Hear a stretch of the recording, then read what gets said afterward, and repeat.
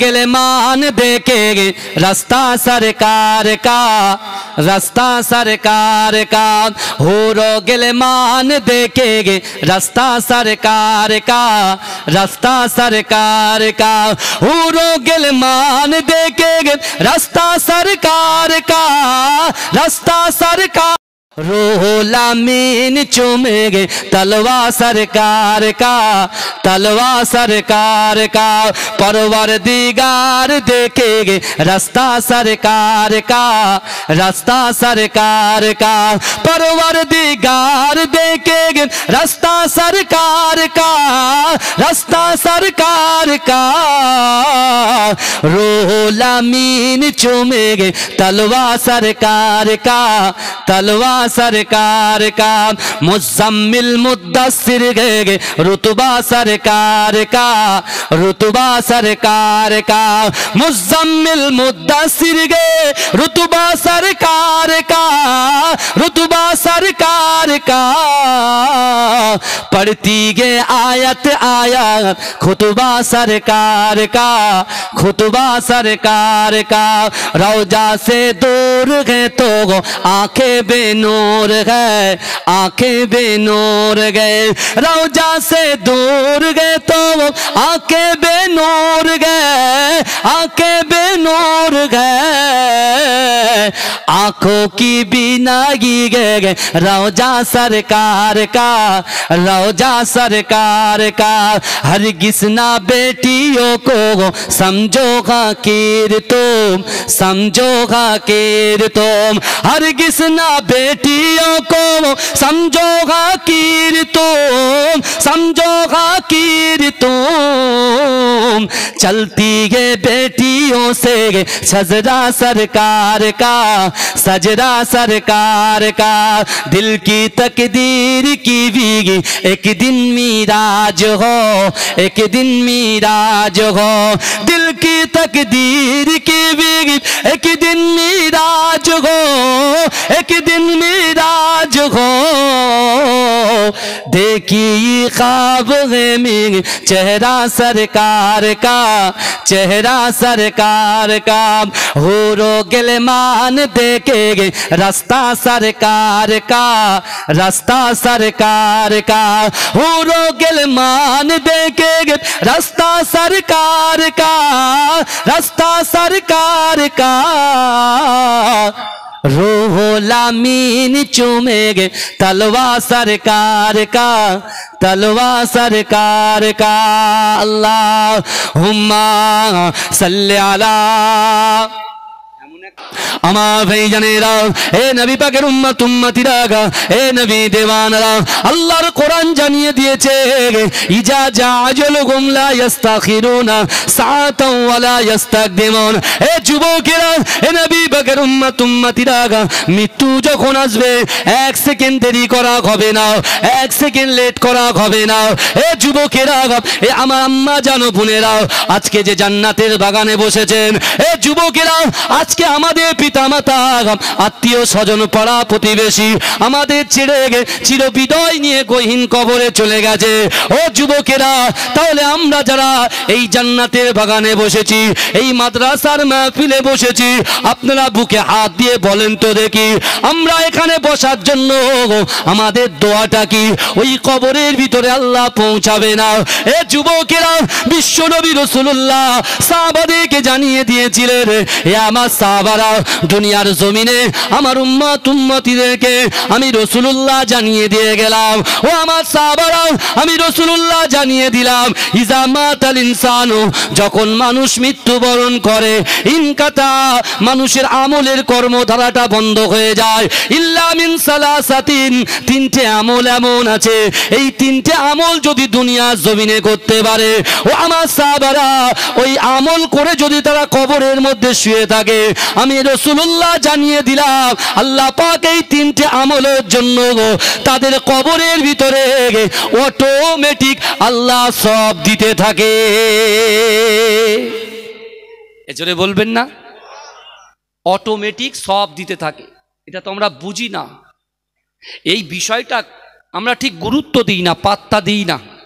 ভাইজান, বিশ্বনবী রাসূল সাল্লাল্লাহু আলাইহি ওয়াসাল্লাম সাহাবাদেরকে বললেন, হে আমার সাহাবারা তোমরা শোনো, আমি রাসূলুল্লাহ তোমাদেরকে জানিয়ে দিয়ে গেলাম ইবাদত আর আখলাক দুটো কিন্তু এক নয়, আলাদা।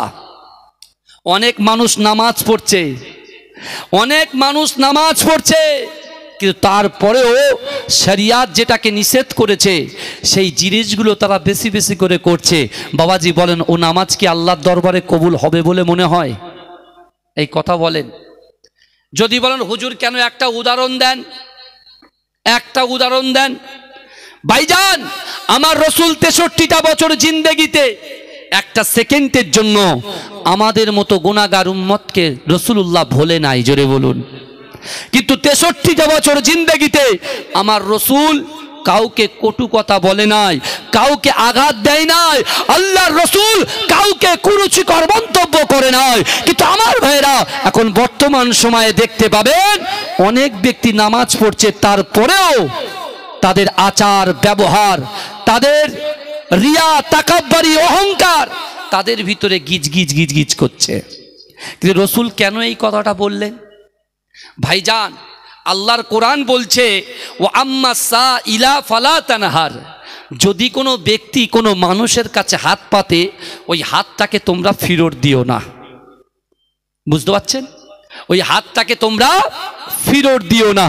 কিন্তু আমার ভাইজানেরা, আজকে আপনি দেখতে পাবেন অনেক ব্যক্তি আছে মানুষ এসে হাত পায় কিন্তু তাদেরকে আমরা দূর দূর করে তাড়িয়ে দিই, দূর দূর করে তাড়িয়ে দিই। বিশ্বনবী মসজিদে নববী শরীফে একদিন সাহাবাদেরকে বললেন, এ আমার সাহাবারা তোমরা শোনো, তোমরা যাকাত দাও, তোমরা যাকাত দাও, তোমরা যদি যাকাত দাও তাহলে আল্লাহ পাক রব্বুল আলামিন বড় বড় বিপদ থেকে তোমাদেরকে রক্ষা করবে। জোরে বলুন, জোরে বলা যাবে? ইসলাম 5টা ভিত্তির উপরে দাঁড়িয়ে, বুনিয়াল ইসলামু আলা খামসিন, ইসলাম 5টা ভিত্তির উপরে, স্তম্ভের উপরে দাঁড়িয়ে, কলেমা, নামাজ, রোজা, হজ আর যাকাত।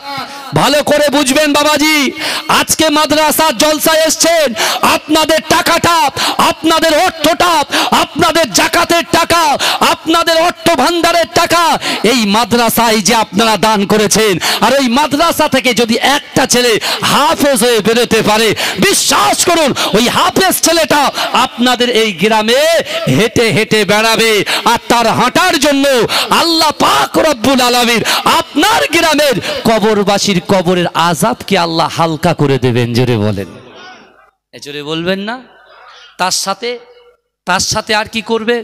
আপনার পিতা, আপনার মাতা, আল্লাহ কোরআনে বলছেন না, ফালা তাকুল্লাহুমা উফি ওয়ালা তানহারহুমা ওয়া কুল্লাহুমা কওলান কারীমা। আল্লাহ বলছে, বান্দা তোমাদের আচার আচরণে, তোমাদের ব্যবহারে তোমার পিতা মাতা যেন উফ শব্দ না করে। আজকে সেই মায়ের সন্তান, সেই বাপের সন্তান এই যে জান্নাতের বাগানে বসে সেই মা বাপের জন্য দোয়া চাইছেন, আমার রাসূল বলছেন ওই সন্তান যখনই দোয়া চাইবে আল্লাহ কবুল করে তার মা বাপের কবরে সওয়াব পৌঁছে দেবে। জোরে বলেন, এই জোরে বলা যাবে ভাইজান? তাকবীর দেন তো, নারে তাকবীর, নারে তাকবীর। ভালো করে বোঝার চেষ্টা করেন কি বোঝাতে চাইছি। আল্লাহ রসুল বললেন, এ আমার সাহাবারে তোমরা যাকাত দাও। যেই রাসূলুল্লাহ যাকাত দেওয়ার কথা বললেন, একজন ইহুদি নারী, মুসলমান নয় কিন্তু ইহুদি, একজন ইহুদি নারী, বয়স্কা নারী, সে মসজিদে নববীর পাশে বসে রাসূলুল্লাহর এই কথাটা শুনতে পেলেন। কি বুঝলেন? রাসূলুল্লাহর এই কথাটা শোনার পরে সে চিন্তা করছে যে মক্কার জমিনে মানুষেরা বলে আল আমিন, মোহাম্মদ হচ্ছে সত্যবাদী। জোরে বলুন। মদিনার লোকেরা আমার রসুলকে বলে সত্যবাদী। জোরে বলবেন না? মদিনার লোকেরা বলে সত্যবাদী, মক্কার লোকেরা বলে সত্যবাদী। আর একজন বয়স্কা নারী অর্থাৎ বৃদ্ধা নারী, তিনি এমন করে মুসলমান নয়, তিনি একজন ইহুদি। তিনি মনে মনে ভাবছেন যে না, মুহাম্মদ জবান দিয়ে যে কথাটা বলে আল্লাহ আসমানে কথাটাকে কবুল করে নেয়। এটা জোরে হবে ভাইজান, এটা হবে জোরে। ভালো করে বোঝেন, একজন ইহুদি নারী, তার ইয়াকিন দেখেন, তার বিশ্বাস দেখেন। এই আমার রসুল কিন্তু জোর করে ইসলাম প্রচার করেননি, তরোয়ালের মাধ্যম দিয়ে রসুল ইসলাম প্রচার করেননি। আমার রসুলুল্লাহ ইসলামটাকে, কোরআনটাকে বন্টন করেছেন, পর্দাটাকে বন্টন করেছেন, কোরআনটাকে বন্টন করেছেন। আমার রসুলুল্লাহ নরম দিল দিয়ে, রসুলুল্লাহ আখলাক দিয়ে, চরিত্র দিয়ে, ক্যারেক্টার দিয়ে, ভালো স্বভাবের মাধ্যমে আল্লাহ পাকের নবী তিনি তার ইসলামটাকে বন্টন করেছেন। জোরে বলুন, জোরে বলবেন না? সেই রসুলের উম্মত আমরা মুসনাদে আহমদে আমরা পড়েছি না, হুরিমাতুল জান্নাতু আলা আম্বিয়াই হাত্তা আদখুলাহা। দুনিয়ার জমিনে যত পয়গম্বর এসেছেন, বাপ আদম থেকে নিয়ে হযরত ঈসা আলাইহিস সালাতু ওয়াস সালাম পর্যন্ত যত পয়গম্বর এসেছেন, ওই সকল পয়গম্বরদের আগে আমার দয়ার নবী জান্নাতে যাবে। জোরে বলেন। তারপরে পরের পরের পরের লাইনে কি পড়েছি? হুরিমাতুল জান্নাতু আলা উমামি হাত্তা তাদখুলাহা। রসুল বলছেন দুনিয়ার জমিনে যত পয়গম্বর এসেছেন, ওই সকল পয়গম্বরের যত উম্মত এসেছেন, আদম থেকে নিয়ে ঈসা আলাইহিস সালাতু ওয়াস সালাম পর্যন্ত যত উম্মত এসেছে, ওই সকল উম্মতিদের জান্নাতে যাওয়া হারাম যতক্ষণ পর্যন্ত আমি রসুলুল্লাহ আমার উম্মত আগে দয়ার জান্নাতে না যাবে। এই জোরে বলবেন না? জান্নাতে কারা আগে যাবে? নবীদের মধ্যে আমার নবী পাক, আমাদের নবী, হায়াতুন নবী, নূর নবী আগে যাবে। আর তারপরে কারা যাবে উম্মতের ভিতরে? আমরা যাব। তাহলে আমাদের অবস্থা যদি এই হয়, হ্যাঁ, গিবত, গিল্লা, তাচ্ছিল্য, ওর বড় কথা, ও ছোট কথা, নানান রকম কথার মধ্যে ডুবে আছে। কিন্তু আল্লাহর রসুল সাল্লাল্লাহু আলাইহি ওয়াসাল্লাম ক্যারেক্টারটা একটু চিন্তা করুন। আমার রসুলুল্লাহ চরিত্রটা দেখেন। কেন? মাদ্রাসা হচ্ছে রসুলুল্লাহর, আর মসজিদ হচ্ছে আল্লাহর ঘর। জোরে বলবেন না? আমার ভাইজানেরা, এ নবী পাকের উম্মতিরা, এ নবী দেওয়ানরা, ওই ইহুদি নারী এমন করে বসে বসে চিন্তা করে, না না না, মুহাম্মদ বলেছে যে যাকাত দেবে আল্লাহ পাক রব্বুল আলামিন তাদের বড় বড় বিপদ থেকে হেফাজত করবে।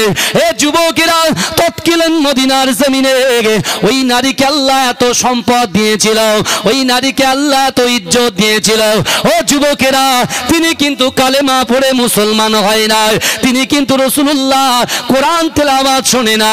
এরকম একটা ইহুদি নারী মনে মনে চিন্তা করছে, না না না, মুহাম্মদ বলেছে আল্লাহ পাক রব্বুল আলামিন বড় বড় বড় বড় মুসিবত থেকে হেফাজত করবে। এ যুবকেরা, এ নবী পাকের উম্মতিরা, ওই নারীর 80টা উট আছে। এ আমার যুবকেরা সিরিয়ায় ব্যবসা করে, সিরিয়ায় এত ব্যবসা করে, আর ব্যবসায় আল্লাহ এত বরকত দিয়েছে। এ যুবকেরা, ওই ইহুদি নারী মনে মনে চিন্তা করে, না না না না, ব্যবসা থেকে অর্থাৎ সিরিয়া থেকে 70টা উট মদিনার দিকে আসছে। কিন্তু মুহাম্মদ বলেছে যাকাত যে দেবে, যাকাত দেওয়ার জন্য আল্লাহ পাক রব্বুল আলামিন বড় বড় বিপদ থেকে হেফাজত করবে। ও যুবকেরা, ওই বয়স্ক নারী, ওই বয়স্ক ইহুদি নারীটা কি করলেন জানেন? তিনি ওই 70টা উটের এমন করে হিসাব করে যাকাত দিয়ে দিলেন। এ যুবকেরা, একজন ইহুদি নারী যাকাত দিচ্ছে, আর মুসলমান ঘরের ছেলেদেরকে আল্লাহ পাক এত অর্থ দিয়েছে, এত সম্পদ দিয়েছে, এত আল্লাহ ইজ্জত দিয়েছে, সম্মান দিয়েছে। আমরা কিন্তু আজকে বর্তমানে যাকাত ফাঁকি দিই। এ যুবকেরা, যারা যাকাত ফাঁকি দেন, একটা বারের জন্য চিন্তা করে কাল কিয়ামতের মাঠেতে, কাল হাসরের মাঠেতে আপনি যে অর্থ ভান্ডারটা আপনি বাড়িতে গোপন করে রেখেছেন, এ যুবকেরা, আল্লাহ পাক রব্বুল আলামিন কাল কিয়ামতের মাঠেতে যখন হিসাব করবে, এ যুবকেরা, একটা বারের জন্য চিন্তা করো, তুমি যেগুলো মালের যাকাত দাও না, ওই যাকাত না দিয়ে দিয়ে তুমি যে সম্পত্তি ক্রয় করেছ, এ যুবকেরা, ওই সম্পত্তিটাকে আল্লাহ পাক তোমার মাথার উপরে তুলে দেবে। এ যুবকেরা, আমার আল্লাহ বলবে, ও বান্দা, আমি আল্লাহ তোমাকে ইজ্জত দিয়েছি, সম্মান দিয়েছি, আমি আল্লাহ তোমার রুজির ব্যবস্থা করেছি, আমি আল্লাহ পাক রব্বুল আলামিন তোমার যৌবন শক্তি দিয়েছি। ও বান্দা, আমি আল্লাহ নবী বলেছে জাকাত দেওয়ার কথা, তোমরা কেউ জাকাত দাও না। যাও যাও যাও, যে সম্পত্তিটা তোমার মাথায় তুলে দেওয়া হলো ওই সম্পত্তি নিয়ে তুমি হেঁটে হেঁটে দেখাও। এ যুবকেরা, এ নবী পাকের উম্মত উম্মতিরা, একটু ভালো করে বোঝার চেষ্টা করো। বিশ্ব নবী রাসূলুল্লাহর মহাব্বতে, বিশ্ব নবী রাসূলুল্লাহর ভালোবাসায় আমার দয়ার নবী সম্পর্কে এত সুন্দর ধারণা ওই ইহুদি বয়স্কা নারীর হয়ে গিয়েছিল। এ যুবকেরা, তার অর্থের জাকাতগুলো তিনি এমন করে জাকাত দিয়ে দিয়েছিল। এ জোরে বলবেন না সুবহানাল্লাহ? ভাইজান, অসুবিধা হচ্ছে না তো? অসুবিধা হচ্ছে না তো কারুর? ভালো করে বোঝে এই জলসাগুলো করার দরকার আছে না নাই? কথা বলুন। হ্যাঁ, আমি দিন আনি দিন খাই, 750 টাকা ইনকাম করি, দৈনন্দিন 1000 টাকা ইনকাম করে এরকম ভাইজান আছে কি নাই? কথা বলেন। তারা তো আছে। এখন 1 লক্ষ টাকা হয়ে গেছে, আপনি দুটো ডয়ার করেছেন, একটা স্টিল আলমারি আর একটা ছোট কাঠের আলমারি। আপনি পয়সাগুলো নিয়ে কাঠের আলমারিতে রাখছেন, কাঠের আলমারিতে আপনি রাখছেন। অল্প অল্প অল্প হতে হতে 1 লক্ষ টাকা হয়েছে, ওটা চলে যাচ্ছে স্টিল আলমারির ভিতরে।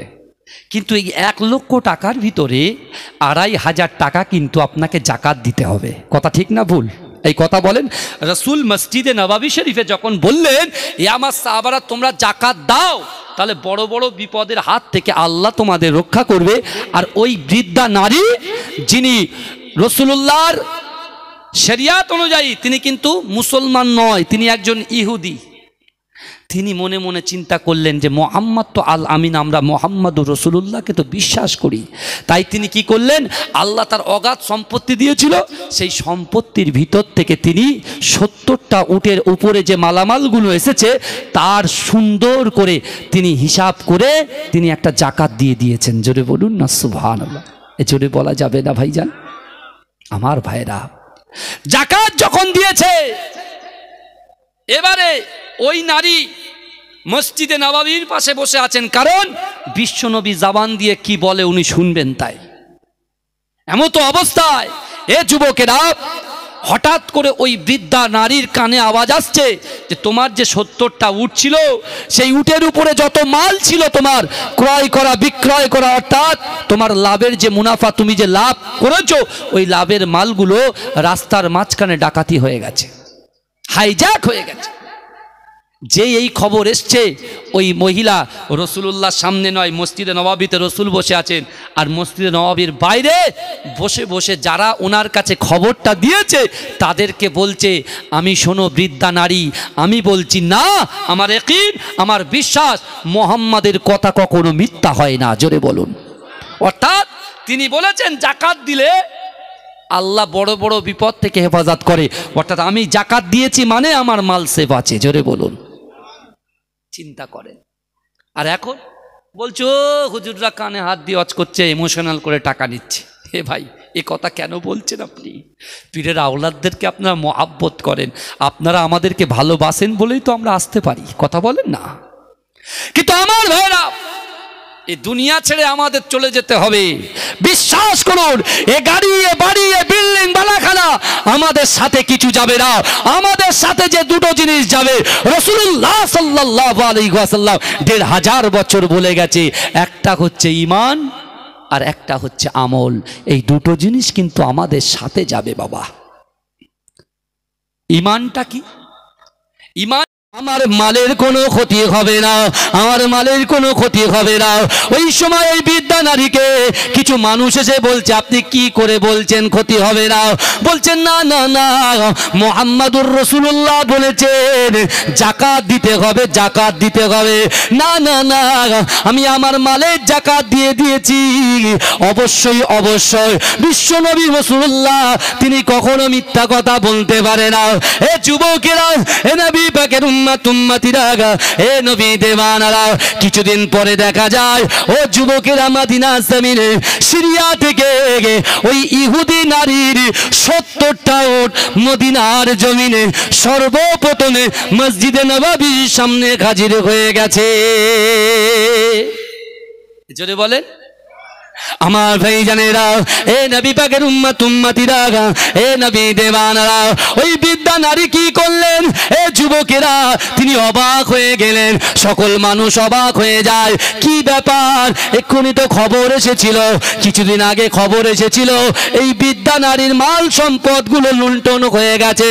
এ যুবকেরা, ওই বৃদ্ধা নারী ছুটে ছুটে তার সাথে যে ছিল, যার ব্যবসার দায়িত্ব দেওয়া হয়েছিল, এ যুবকেরা ওই ব্যক্তিকে জিজ্ঞেস করেছে, কি হয়েছে বলো, রাস্তার মাঝখানে কি হয়েছে, কোন বিপদে তুমি পড়ে গেছিলে নাকি? এ যুবকেরা, এ নবী পাকের উম্মত উম্মতিরা, ওই সময় তিনি বলছেন, না না না, রাস্তা দিয়ে আস্তে আস্তে সামনে উটের সঙ্গে পাথরের একটা সংঘর্ষ হয়ে যায়। যখন পাথরের সঙ্গে উটের সংঘর্ষ হয়ে যায়, উট আর সামনে হাঁটতে পারে না। এমন করে সে উটটা যখন বসে যায়, পিছনে 69টা উট তারাও বসে গিয়েছিল। যখন আমরা উটটাকে সেবা শুশ্রূষা করতে লাগলাম, ওই সময় যখন উটটাকে ভালো করে ট্রিটমেন্ট করা হলো, উটটা যখন দাঁড়িয়ে গেল, কিছু সময় যাবার পরে আমরা রাস্তার মাঝখানে খবর পাচ্ছি আমাদের আগের কাফেলার সব মালামালগুলো লুণ্ঠন হয়ে গেছে, সব মালগুলো হাইজাক হয়ে গেছে, সব মালগুলো ডাকাত দলেরা নিয়ে চলে গেছে। এ যুবকেরা, এ নবী পাকের উম্মত উম্মতিরা, ওই সময়তে ওই ইহুদি নারীটা ঝরঝর ঝরঝর করে কাঁদতে শুরু করে দিয়েছে। না না না, আব্দুল্লাহর বেটা মুহাম্মদ, আব্দুল্লাহর বেটা মুহাম্মদুর রাসূলুল্লাহ, সে কখনো মিথ্যা কথা বলতে পারে না। সে যখন যাকাত দেওয়ার কথা বলেছিল, আমি যাকাত দিয়েছি বলে আল্লাহ পাক রব্বুল আলামিন আমার মালটাকে হিফাজতে রেখেছে। না না না, এ মাল আমার দরকার নাই, এই মালগুলো আমি মদিনার গরিব মিসকিনদেরকে বন্টন করে দেব। এ যুবকেরা, ওই বৃদ্ধা নারী বলছে, না না, চলো চলো চলো, বিশ্বনবী রাসূলুল্লাহ সাল্লাল্লাহু আলাইহি ওয়াসাল্লামের কাছে নিয়ে চলো, আমি আর অযোধ্যা থাকতে চাই না, আমি কালেমা পড়ে মুহাম্মদুর রাসূলুল্লাহর হাতে হাত দিয়ে কালেমা পড়ে মুসলমান হয়ে যাব। এ যুবকেরা, ওই বৃদ্ধা নারীটা এমন করে কালেমা পড়ে মুসলমান হয়ে যায়। কিন্তু যুবকেরা, আজকে যে জালসা এসেছেন বাবা, এই জালসাতে কেউ খালি গাতে ফিরবেন না। আল্লাহ রাসূল বলছেন, ইন্নাল আবদা লা ইয়ামালু আমালা আহলিন নার ওয়া আন্নাহু মিন আহলিল জান্নাত ওয়া ইন্নামাল আমালা আহলিল জান্নাত ওয়া আন্নাহু মিন আহলিন নার ইন্নামাল আমালু বিল খাওয়াতিন। এ যুবকেরা, এ নবী পাকের উম্মত উম্মতিরা, আল্লাহ রাসূল সাল্লাল্লাহু আলাইহি ওয়াসাল্লাম মদিনার মসজিদে নববী শরীফে সাহাবাদেরকে জানিয়ে দিয়েছিলেন, এ আমার সাহাবারা, আমি রাসূলুল্লাহ জানিয়ে দিলাম, ইন্নাল আবদা, নিশ্চয়ই কোন আল্লাহর বান্দা, লা ইয়ামালু আমালা আহলিন নার, জাহান্নামবাসীদের কাজ করে, জাহান্নামে যেতে এক পা বাকি। আল্লাহ পাক রব্বুল আলামিন ওই ব্যক্তির দ্বারায়, ওই যুবকের দ্বারায়, ওই নারীর দ্বারায় আমার আল্লাহ পাক এমন একটা ভালো কাজ করিয়ে নেয়, তার ঠিকানাটা দয়ার জান্নাত হয়ে যায়। এজোরে বলবেন না? একটু চিৎকার দিয়ে বলা যাবে না সুবহানাল্লাহ? নারে তাকবীর, নারে তাকবীর। রাসূলুল্লাহর হাদিস বলছে, রাসূলুল্লাহর চরিত্র দেখেছেন? রাসূল তো ইচ্ছা করলে দূর দূর করে তাড়িয়ে দিতে পারতেন, পারতেন কি পারতেন না? পারতেন, কিন্তু রাসূল সেটা করেননি। আমার রাসূলুল্লাহ মসজিদে নববী শরীফে তিনি খুতবা প্রদান করছেন, কোরআন হাদিসের আলোচনা করছেন, আর একটা 24 বছরের যুবক ছেলে, ইহুদি ছেলে, সে মুসলমান নয়, কিন্তু তারপরেও আল্লাহর রাসূল সাল্লাল্লাহু আলাইহি ওয়াসাল্লামের মসজিদে নববীর সামনে দাঁড়িয়ে দাঁড়িয়ে আল্লাহর রাসূলের দিকে তাকিয়ে থাকতেন। জোরে বলুন, কত মহাব্বত করেছে দেখেন। আজকে দেখুন না, কবরের কথা বলছি, আমাদের দিলে লাগছে বলের মতো, স্প্রিং বল উঠেছে, দেখেছেন? এই স্প্রিং বল উঠেছেন, এরা মারবেন তো কত উপরে ওঠে বলেন তো? হ্যাঁ, তা আমাদের সেই মনটা না স্প্রিং হয়ে গেছে। কিছু মনে করবেন না বাবাজি, কিছু মনে করবেন না আমাদের, কারণ আমরা পড়েছি, আলা ইন্না ফিল জাসাদি মুদগাতান ইযা সালুহা সালুহাল জাসাদু কুল্লুহু ওয়া ইযা ফাসাদা ফাসাদাত ফাসাদাল জাসাদু কুল্লুহু আলা ওয়াহিয়াল কাল। মানুষের শরীরের মধ্যে এমন একটা গোশতের টুকরা আছে, ওই গোশতের টুকরাটা যদি অপবিত্র হয়ে যায় মানুষের পুরো শরীরটাই অপবিত্র হয়ে যায়, আর ওই গোশতের টুকরাটা যদি পবিত্র হয়ে যায় মানুষের পুরো শরীরটাই পবিত্র হয়ে যায়। জোরে বলেন। সেই গোশতটার নাম কোরআনে এসেছে। নামাজ এসেছে কত জায়গায় বাবাজি? নামাজ কোরআনে ক জায়গায় এসেছে বলেন? 82। আর এই কালবের কথা কোরআনে ক জায়গায় এসেছে বলতে পারবেন বাবাজি? যে মাদ্রাসাটা আপনার বুকের ওপরে আপনার তৈরি করেছেন, আপনার পীরের আওলাদ হিসেবে বলে যায়, সর্বপ্রথমে হেরা গুহাতে আল্লাহ পাক রব্বুল আলামিন যে কোরআনের আয়াত নাজিল করেছিলেন, ইকরা বিসমি রাব্বিকাল্লাযী খলাক, পড়ো আপনার প্রভুর নামে। এডুকেশন, শিক্ষা। শিক্ষা হচ্ছে মানব জাতির মেরুদণ্ড। আমার ভাইরা, যে মাদ্রাসাটা আপনারা করেছেন, সত্যি কথা বলছি, প্রাণ দিয়ে আপনার সন্তানকে যেমন ভালোবাসেন, আপনার ওয়াইফকে যেমন ভালোবাসেন, আপনার ছেলেকে যেমন ভালোবাসেন, ওই ভালোবাসাটা যদি মাদ্রাসাকে করেন, ওই ভালোবাসাটা যদি মাদ্রাসায় দেন, আমার রসুল মদিনা থেকে তোমার জন্য দোয়া করবে। জোরে বলে। এই আমার রসুল তো জিন্দা। এই বিশ্বাস করেন, এই গ্রামে এই মজলিসে আজকে রসুলুল্লাহর মোহাব্বত করনে वाला, রসুলুল্লাহর মোহাব্বত প্রেম করনে वाला, আল্লাহর ভয় করনে वाला, রসুলুল্লাহর ভালোবাসার উম্মত যদি বসে থাকে, রসুল কিন্তু মদিনায় থাকতে পারে না। মদিনা থেকে এই মজলিসে রূহানি হালাতে আমার রসুল হাজির হতে পারেন কি পারেন না? এই জোরে বলেন, পারে কি পারে না? তাহলে এই মজলিসের অবস্থা কেন এরকম হবে? আপনারা বসে আছেন আলহামদুলিল্লাহ, যারা বাড়িতে বসে আছে তাদের মনে কি একটু কবরের ভয় নাই? এ আল্লাহ তো ইজ্জত দেনেওয়ালার মালিক, হায়াত দেনেওয়ালার মালিক, অর্থ দেনেওয়ালার মালিক, সম্পদ দেনেওয়ালার মালিক। তাহলে সেই আল্লাহ পাক রব্বুল আলামিন আজকে আমাদেরকে ভালোবেসে বিশ্ব নবীর উম্মত করে পাঠিয়েছেন। সেই রসুলের আদর্শটা কেমন হওয়া উচিত, সেই উম্মতের আদর্শটা হওয়া কেমন উচিত বোঝার চেষ্টা করেন।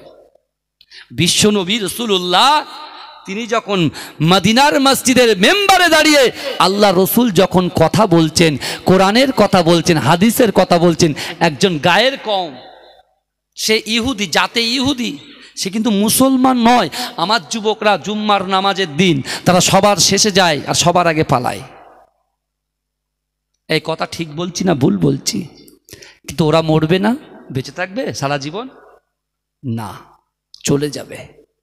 একদিন চলে যেতে হবে দুনিয়া ছেড়ে বাবাজি, কিন্তু নিয়ে কি যাবেন একবার ভেবেছেন? আমি আমার ঘরটাকে সুন্দর করে টাইলস দিয়ে সাজাচ্ছি, এসি লাগাচ্ছি, ডিসি সব কিছু লাগিয়ে নিলাম, কিন্তু হঠাৎ করে ঘরটাকে 5 লক্ষ টাকা ঘরের ডেকোরেশন করে ঘরে ঢোকার আগে যদি মৃত্যুটা হয়ে যায়, তাহলে আমার কবরে আমি কি ডেকোরেশন করলাম? তোমার ঘরের এসি হবে তোমার নামাজ, তোমার ঘরে, তোমার ওই কবরের ঘরের ভিতরে সুন্দর টাইলস হবে তোমার আখলাক, তোমার চরিত্র, তোমার স্বভাব। আল্লাহ রসুলের স্বভাবটার দিকে চিন্তা করেন। রসুল কেন বললেন যে ইবাদত আর আখলাক দুটো আলাদা জিনিস? আমার ভাই জানেরা, এ নবী পাকের উম্মত উম্মতিরা, এ নবী দিওয়ানারা, একটু ভালো করে বোঝার চেষ্টা করেন।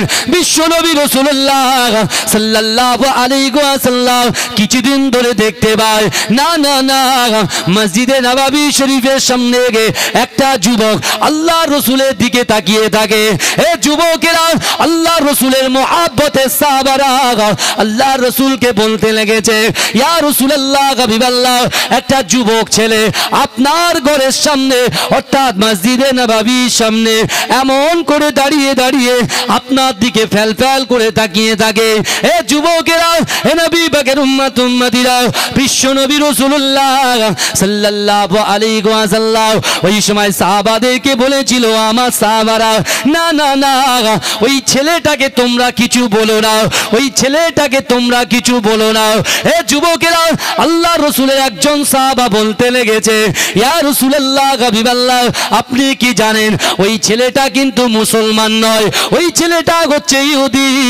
আল্লাহ রাসূল সাহাবাদেরকে বললেন, এ আমার সাহাবারা, তোমরা তো বলছো সে ইহুদি, তোমরা তো বলছো সে গায়ের কম, কিন্তু তোমরা কি জানো ওই ছেলেটা আমি রাসূলুল্লাহ দস্তরখানে যেখানে বসে বসে খায়, ও মাঝে মাঝে এসে আমি রাসূলুল্লাহর সাথে বসে বসে দস্তরখানে খানা খায়। এ জোরে বলেন। আমার কাছে মাঝে মাঝে আসে, তো বলছি ইয়া রাসূলুল্লাহ, তা আপনি তাকে পরিবর্তন করাতে পারছেন না? আপনি তাই কিছু বলছেন না, কিছু মেসেজ দিচ্ছেন না? আল্লাহ রসুল বলছে, আমার সাহাবা শোনো, ওকে কিছু বলো না, কিচ্ছু বলো না। তো সাহাবা একদিন দাঁড়িয়ে আছে, রাসূলুল্লাহ মসজিদে নববী থেকে হেঁটে হেঁটে এসে ওই যুবক ছেলেটার হাতটা ধরে বলছেন যে, বাবা তুমি দাঁড়িয়ে। বলছি, ইয়া রাসূলুল্লাহ, আমি বাড়িতে গিয়েছিলাম, বাড়িতে গিয়ে দেখছি বাড়িতে আমার পিতামাতা আপনার নামে বাজে বাজে কুরুচিকর মন্তব্য করছে, বাজে বাজে কথা বলছে। তো ইয়া রাসূলুল্লাহ, ইয়া হাবিবাল্লাহ হুজুর, আমি ওই জন্য, আপনিও সেটা শুনেছেন, তারপরে আপনি কোনো রিয়াক্ট করেন কিনা, আপনি আমার পিতামাতার ওই বাজে বাজে কুরুচিকর মন্তব্যর আপনি কিছু বলেন কিনা, তাই আমি শুনতে এসেছি। কিন্তু ইয়া রাসূলুল্লাহ, আপনি সুন্দর করে যে কোরআন হাদিসের কথাগুলো বলছেন, আমি শুনে ইয়া রাসূলুল্লাহ আমি আপনাকে মহব্বত করে ফেলেছি, ভালোবেসে ফেলেছি, তাই আপনার সামনে দাঁড়িয়ে না থাকলে আমার বাড়িতে গিয়ে মনটা ভালো লাগে না, তাই আমি আপনার সামনে দাঁড়িয়ে দাঁড়িয়ে আপনার দিকে তাকিয়ে থাকি। এই জোরে বলবেন ভাই, এই জন্য তাকিয়ে থাকি। তা আল্লাহ রসুল দেখতে পেলেন ছেলেটার মনটা নরম হয়ে গেছে, আল্লাহ রসুল তার হাতটাকে ধরলেন, কি বুঝলেন, তার হাতটাকে আমার দয়ার নবী ধরলেন। ধরার পরে বিশ্ব নবী রসুল সাল্লাল্লাহু আলাইহি ওয়াসাল্লাম বললেন, বাবা তুমি কলেমা পড়ে মুসলমান হও না, তুমি কলেমাটা একবার পড়ে নাও। যেই বলেছে, যুবকটা বলছে মোহাম্মদ, এই আমি যখন বলবো মোহাম্মদ, আপনারা কি বলবেন? জোরে বলেন, কি বলবেন? সাল্লাল্লাহু আলাইহি ওয়াসাল্লাম। বলছে, মোহাম্মদ আমি তোমাকে এতটা মহব্বত করি, এটাতে আপনার ভালো লাগে না আমার কলেমা পড়তেই হবে? আমি কলেমা পড়তে পারবো না। যেই বলেছে, আল্লাহ রসুল বলে, ঠিক আছে বাবা, তুমি যেভাবে আসো, যেভাবে আমার দস্তরখানে খানা খাও, তুমি সব করো, কিন্তু তুমি আমার কাছে আসা বন্ধ করো না। তোমার কলেমা পড়তে হবে না, কিন্তু আমার কাছে আসা বন্ধ করো না। জোরে বলবেন না? রাসূলুল্লাহর চরিত্র দেখেন। আর এখন কি হচ্ছে? মাদ্রাসার কালেকশন করতে যাচ্ছে, আর এদিকে হুজুর বলছে ওদের কালেকশন দেওয়া যাবে না। অথচ কোরআন বলছে, ওয়াম্মা সাইলা ফালা তানহার, যদি কোনো ব্যক্তি কোনো মানুষের কাছে হাত পাতে, ওই হাতটাকে তুমি ফেরত দিও না। তাহলে রাসূলুল্লাহর ক্যারেক্টারের সঙ্গে আমি হুজুরের ক্যারেক্টার ঠিক হলো? এই কথা বলেন না।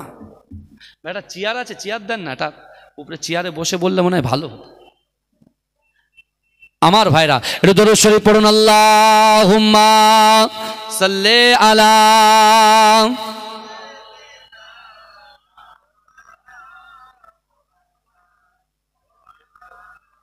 ভাই গলা টানছে কেন? হাসে, হ্যাঁ কেন বলো তো? কিসের জন্য? কারেন্টের জন্য না? ওই জন্য প্রথমে ঠিক ছিল, এখন কিন্তু টানছে কেন? ওই সমস্যা হচ্ছে তো আমার বলতে, বুঝতে পারছেন? থাকার দিতে হবে না। আমার ভাইরা, এই কারোর অসুবিধা হচ্ছে না তো? আমার আলোচনায় কারোর অসুবিধা হচ্ছে না তো?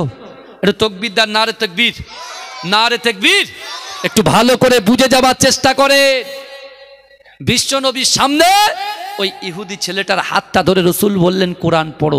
বাবাজি, আল্লাহর ওলিদেরকে আমরা মহাব্বত করি, আল্লাহর ওলিদেরকে আমরা ভালোবাসি, কারণ আল্লাহ পাক কোরআনের মধ্যে ওলিদের কথা বলেছেন। জোরে বলুন, এই জোরে বলবেন না?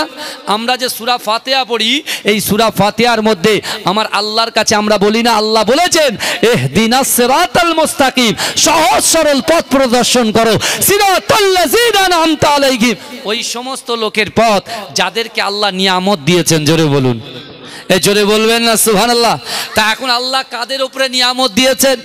আল্লাহর কোরআন বলছে, আল্লাযীনা আন'আমাল্লাহু আলাইহিম মিনান নাবিয়্যিনা ওয়াস সিদ্দীকিনা ওয়াশ শুহাদাই ওয়াস সালিহিনা হাসুনা উলাইকা রাফিকা।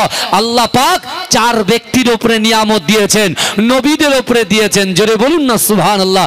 সাহাবাদেরকে উপরে দিয়েছেন, জোরে বলুন না সুবহানাল্লাহ। শহীদ যারা দ্বীনের জন্য, ইসলামের জন্য নিজের জীবনটাকে আল্লাহর রাস্তায় শহীদ করেছেন, ওই সকল লোকেদের উপরে আল্লাহ নিয়ামত দিয়েছেন। আর অসলিহীন যারা সত্যবাদী তাদের উপরে আল্লাহ নিয়ামত দিয়েছেন, জোরে বলুন। এ জোরে বলা যাবে না? এই চার শ্রেণীর মানুষের উপরে আল্লাহ নিয়ামত দিয়েছেন। কিন্তু আজকে মুজাদ্দেদ জামান আমির শরিয়াত আলা খাজা দাদা হুজুর পীর কেবলা রহমাতুল্লাহ আলাইহির মাসলাকের মানুষ আমরা। এ যুবক, তুমি ভালো করে বোঝার চেষ্টা করো। আমাদের পীর মাশায়েখ গণেরা বলেছেন, তার আগে রাসূলুল্লাহ সাহাবারা বলেছেন, তার আগে আমার রাসূল বলেছেন যে নফসকে কন্ট্রোল করো, নফসকে কন্ট্রোল করো। ভাই, আমাদের মনের ভিতরে নফসকে যদি আমরা নিজেদের কন্ট্রোল না রাখতে পারি, তাহলে আপনার ইবাদত সেকেন্ডের ভিতরে শেষ হয়ে যেতে পারে। আপনি যে ঈমানদার, আল্লাহর রাসূলের অনেক সাহাবা আছে যে সাহাবাদেরকে এমন করে বেঈমান মুশরিকেরা তাদেরকে হাইজ্যাক করেছিল, তাদেরকে কিডন্যাপ করেছিল, তাদেরকে কত মার মারা হয়েছিল, তারপরেও তাদেরকে বলা হয়েছিল যে মুহাম্মাদের কলেমা ছেড়ে দে।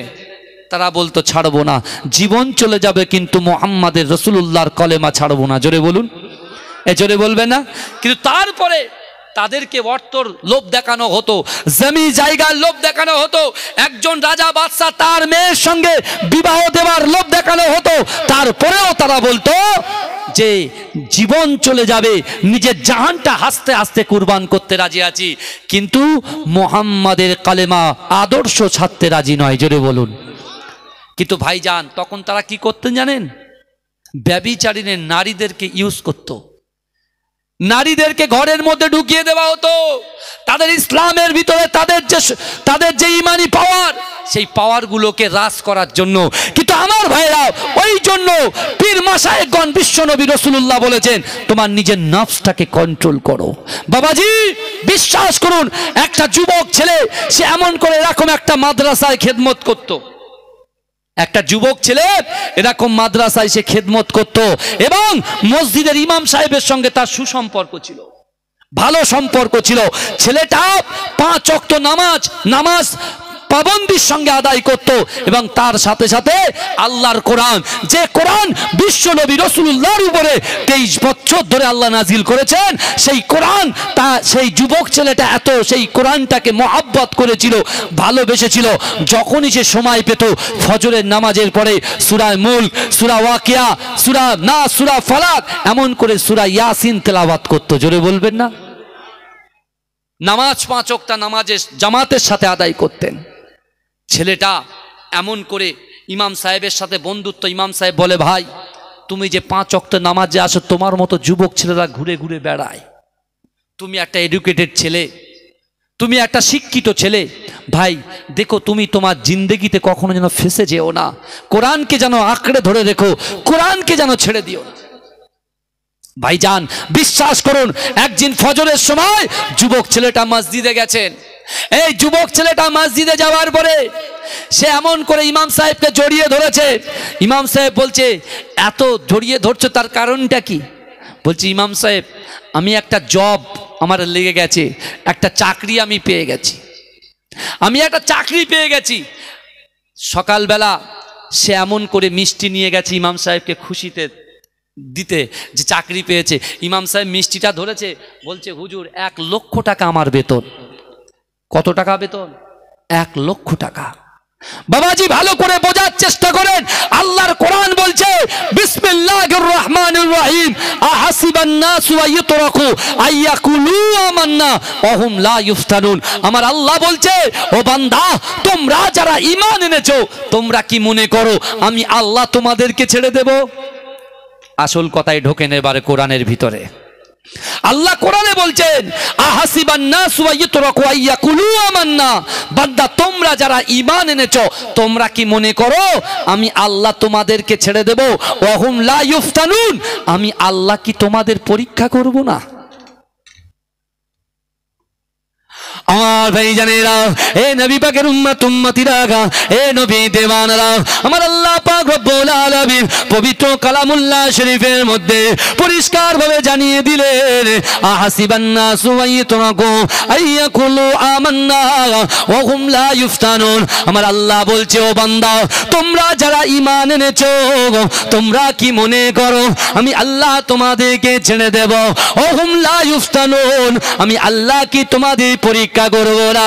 এ যুবকেরা, এ আমার ভাইয়েরা বোনেরা, আল্লাহ পাক রব্বুল আলামিন আমাদেরকে পরীক্ষা করবে।